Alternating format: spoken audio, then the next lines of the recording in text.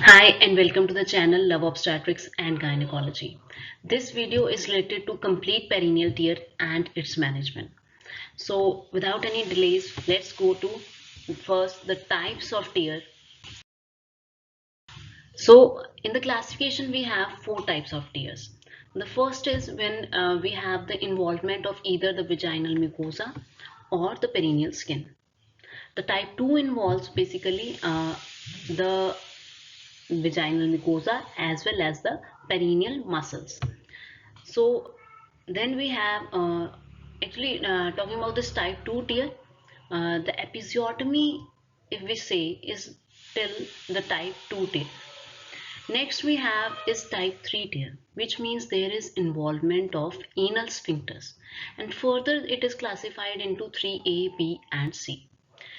3A means that there is involvement of external anal sphincter but less than 50% thickness. 3B, the anal sphincter is involved more than 50% of thickness of external anal sphincter is involved. 3C, the internal anal sphincter is also involved in the tear. And then we have the type 4, which is involvement of the rectal mucosa. So this type of tear where we have the involvement of rectal mucosa, we call it as complete perineal tear. Now coming on to the risk factors involved or the risk factors, you can say it as the factors that you can keep in your mind and then go for a vaginal delivery, so that you are fully prepared that this type of patient can land up into a perineal tear. First is primiparity, that is the patient is delivering for the first time. Next is advanced maternal age. Here we can say it as the laxity of the perineum is less, hence more chances of the perineal tear. Then macrosomia or large baby. See, large baby is going to cause a lot of tension on the perineum as the baby is delivering. So it can be a risk factor for perineal tears. Next, shoulder dystocia. See, macrosomia and shoulder dystocia are also related, and further thing is that in shoulder dystocia, as you want to remove or you want to deliver the baby, you want to deliver that shoulder, you are required to manipulate with the baby, and that manipulation requires a lot of space. So those all those maneuvers that you are going to perform to deliver the baby, a macrosomic baby or the shoulder dystocia baby, they can cause a perineal tear. Next, both are risk factors, whether you can have a prolonged second stage of labor or you have a labor that has rapidly progressed or a precipitate labor. Both of these are responsible for perineal tears. In the prolonged second stage of labor, the patient can have the vulval edema and all kind of things can happen in the prolonged labor, whereas in precipitate labor, the perineum suddenly gets stretched. So it is responsible for perineal tears. Next we come on to the obesity is definitely a factor. Pelvic anatomy. See, a narrow pelvis basically on just talking about the outlet aspect of the pelvis. If the anterior segment of the pelvis is narrow, the space that is left is in the posterior segment. So all that distension, extra time distension will happen on the posterior segment, and that can lead to a perineal tear. Next is delivering technique. uh, if the delivery technique is not fine, basically if you have given a median episiotomy and you have failed to give adequate perineal support during the delivery of the baby, that is definitely a high risk factor for perineal tear. First thing is midline. If we have given a median episiotomy, the only space where it can extend is towards the rectum. So if it extends, it is going towards the rectum. Whereas if you have given a mediolateral episiotomy at a 45-degree angle, that if it extends ever, it is not going to your rectal mucosa. Hence, a mediolateral episiotomy is better. And talking about perineal support, uh, if you provide adequate perineal support as the baby is delivering, though even if you have given episiotomy, or even if it is a median episiotomy, if you have provided adequate perineal support, that is, you prevent an undue extension of that tear, definitely it helps in preventing. And if you go for an instrumental delivery, especially I'm talking about the forceps delivery, it requires some more space. That more space, either you give a very liberal episiotomy, a mediolateral episiotomy, otherwise it may lead to a tear along with your episiotomy. And if a patient has a prior history of perineal tears, and it has been repaired, that repaired segment is weak as compared to a normal healthy perineum. There will be a fibrosis, and it is more likely to give away during a subsequent delivery. So a patient with a perineal tear in a prior pregnancy is definitely having a high risk of having a perineal tear in current delivery.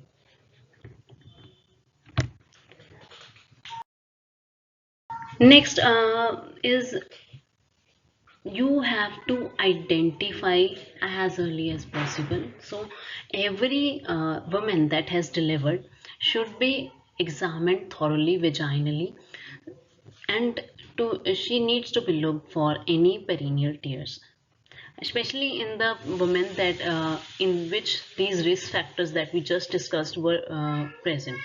So rule out any perineal tear, and in case you find out that there is, yes, a perineal tear, you assess the degree of perineal tear.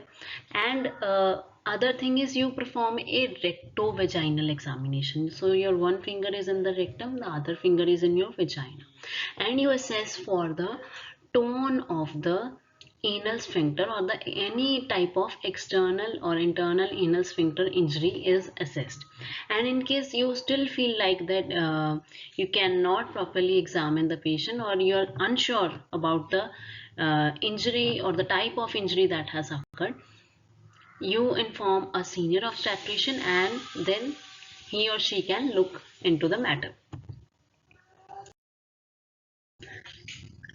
Now you have identified that yes, this is the type of tear that has occurred.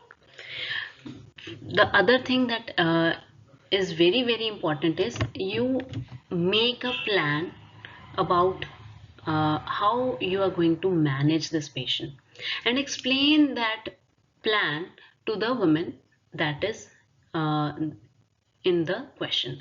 So first is, you explain her that yes, this type of injury has occurred, this will be my type of management, this is how we are going to repair, you are going to apply sutures, what sutures you will apply, and how or how you are going to plan her post-operative management. How you are going to give her the post-operative care, which kind of things she need to do and which things need to be avoided. And also tell her that despite every good effort, there is a chance that she may have anal incontinence in future. So she needs to have all that plan set before her, in front of her eyes. So usually the prognosis is good if there is only an external anal sphincter injury, and the patient usually become asymptomatic 70 to 80% at around 12 months.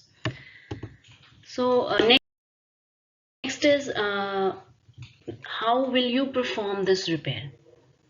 Uh, First is, you require a senior obstetrician or a skilled obstetrician to perform this procedure. Next, you require a good anesthesia, analgesia, so that the patient is adequately relaxed.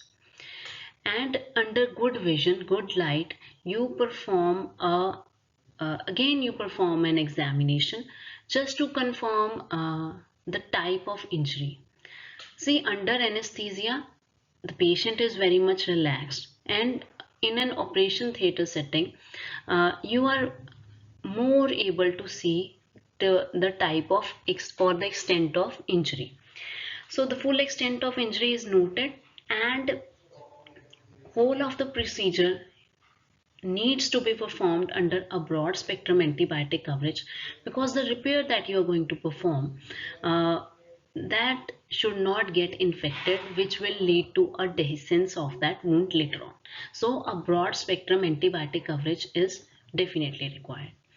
And finally, when you are performing the repair, that repair is performed under anesthesia, so that when you perform that repair is performed so that you mobilize your sphincters adequately and you perform a tension free repair.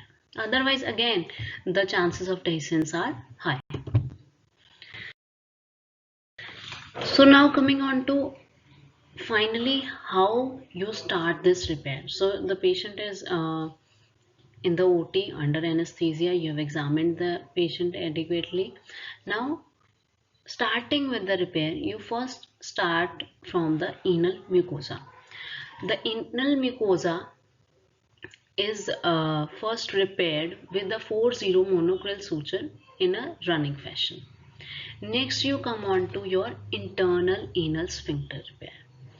That internal anal sphincter repair is performed separately from the external anal sphincter. Definitely, you do not stitch of them continuously, right? So internal anal sphincter is repaired by a end-to-end technique. It is a circular type of fibers run in this internal anal sphincter.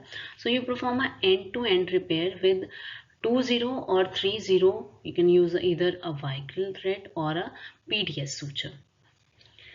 So after we have repaired the anal mucosa, the internal anal sphincter end-to-end repair, and next we have the repair of external anal sphincter.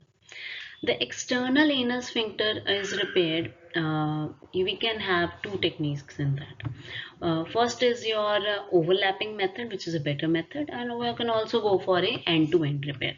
And I'll discuss with you how these repairs actually work. So this is our overlap technique. In this overlap technique, basically the two torn ends of the sphincter are first mobilized and then they are overlapped.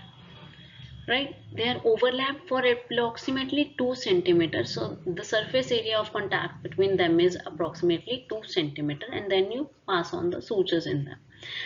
And this double-fisted fashion, basically this greater surface area of contact, this helps in better healing of the wound as compared to end to end. Now coming on to end to end.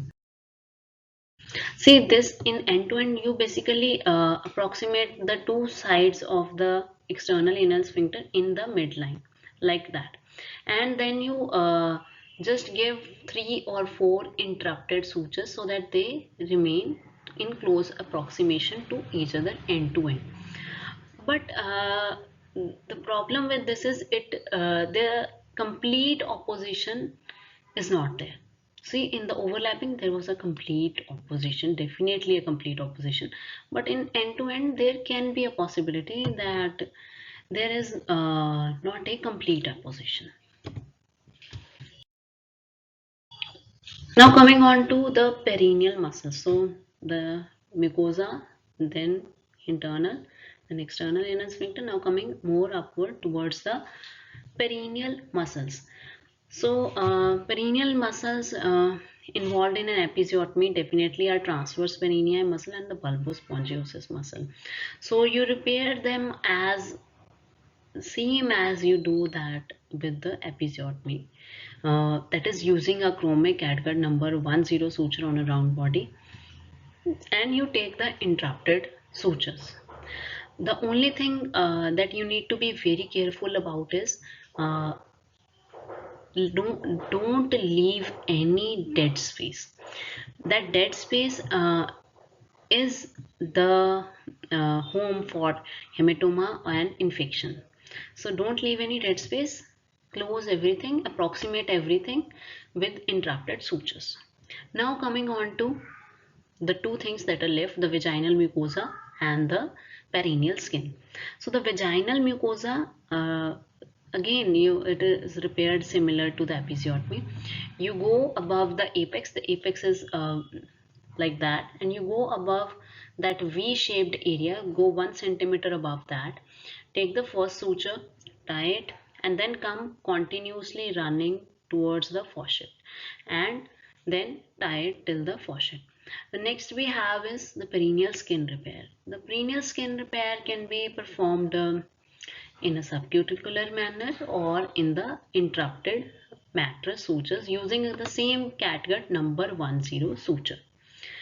And at last, you perform a rectovaginal examination so that we can know that our repair is complete, there is no defect in the repair that we have just performed, and also rule out any hematoma if that has occurred. So the hematoma will give you a very hard feel, otherwise it will be a soft feel. And you catheterize the patient at the end of the procedure. I must say the catheterization is only for 24 hours. See, for 24 hours the patient will be in pain, she will have difficulty in moving, and also we want to prevent the infection that can occur from the uh, urinary tract towards the repair. So but we give it only for 24 to maximum for 48 hours. uh, don't go beyond that, otherwise there are chances of urinary tract infection along with your perineal infections. So this all is done, and next is your detailed documentation. See, pre-operatively, definitely you should have taken the consent of the patient for the repair, and the also about you have explained her in detail the plan in verbal and also in written about the repair that is going to be performed. And coming on to the procedural notes, in the procedure it is very essential that you document the type, nature of injury, the type of repair that you have performed, the sutures, the type of sutures that you have applied, and finally write down her post-operative care in the operative notes. So now coming on to the post-operative care, which is very essential if you want your repair to survive through. So first is adequate rest, especially the perineal rest. You want pelvic rest because you don't want your repair to get compromised. So you have to explain her about sexual abstinence, also regarding uh, she needs to avoid any kind of straining that may be due to exercise, prolonged standing, or constipation, or any sexual activity. So she needs to be explained that she requires a pelvic rest for at least 6 weeks. And along with that, explain her that she requires some analgesia definitely for the pain relief, as well as to decrease the inflammation at that site. A broad spectrum antibiotic coverage is definitely required. Then coming on to the laxatives. The patient needs laxatives for at least 7 to 10 days so that constipation is avoided, and henceforth the straining and all that.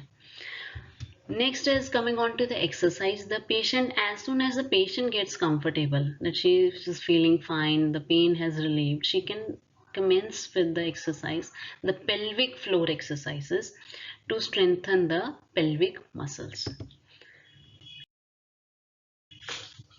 Now coming specifically onto how onto advising the oral intake or the dietary advice. For the first 24 hours, we keep the patient nil per oral. On the next subsequent 24 hours, we can start her with the clear liquids, and from the third day onwards, she needs to consume a low residue diet for 7 to 10 days. And this is essential because we want to have a delayed bowel motion, but that delayed bowel motion should be of a soft stool, and avoid constipation as far as possible. Now these are the things that she should consume and she should avoid. Uh, on a broader aspect, she needs to definitely have a higher intake of fluids, clear liquids or milk products or milk as such. Even if juices are fine, specifically if they are strained and they are seedless, and she can have well cooked vegetable or meat, and she needs to avoid fruits that have skins or with seeds. Those are definitely avoided. Along with that, she needs to avoid few things that can cause constipation as well as irritation to the rectal mucosa, such as spicy food, and caffeine is avoided. The nuts, seeds, all those are avoided. Tough meat is avoided, or the raw meat is avoided definitely. So this was all regarding complete perineal tear and its management. So in case you want to buy the presentation, the link of this presentation is in my description, and it is at a very affordable price. And lastly, thanks for watching the video, and if you like my video, please do like, subscribe and share the channel as well. Thanks for watching. Love obstetrics and gynecology.